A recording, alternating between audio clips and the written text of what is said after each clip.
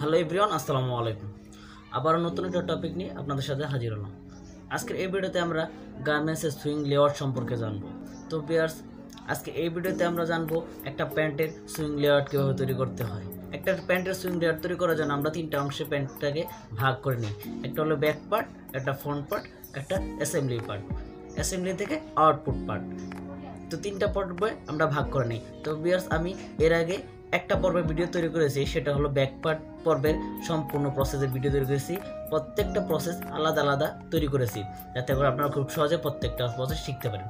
তো ভিউয়ার্স, এখন আমি আবার নতুন করে ফ্রন্ট পার্টের ভিডিওগুলো তৈরি করব। ফ্রন্ট পার্টের প্রত্যেকটা প্রসেসের A to Z পূর্ণ আপনাদেরকে দেখাবো এবং এই সম্পর্কে বিস্তারিত আলোচনা করব। তো বেশ, আশা করি আপনাদের ভিডিওগুলো খুবই উপকার হবে। একটা প্যান্ট তৈরি করার জন্য প্রত্যেকটা প্রসেস স্টেপ বাই স্টেপ আপনার সাথে শেয়ার করব। তো বেশ, কথা না বলে চলুন আমরা আজকে একটা প্যান্ট তৈরির ফ্রন্ট পার্টের প্রত্যেকটা প্রসেস শুরু থেকে শেষ পর্যন্ত দেখে নেই।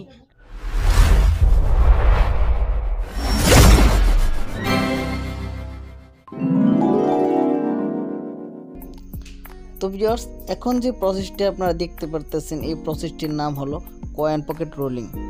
ফ্রন্ট পার্ট পর্বের প্রথম পর্ব এটা। এই পর্বের প্রথম প্রসেসটি হলো, বা ফ্রন্ট পার্টের প্রথম প্রসেসটি হলো কয়েন পকেট রোলিং।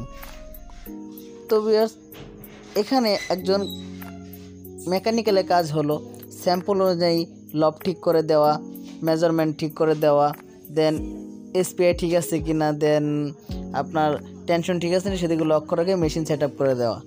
এবং একজন লাইনশিপের কাজ হলো এখানে স্যাম্পলের সাথে মিল রেখে সম্পূর্ণ প্রসেস অপারেটরকে দেখিয়ে দিতে হবে এবং বুঝিয়ে দিতে হবে কিভাবে কাজ করতে হবে।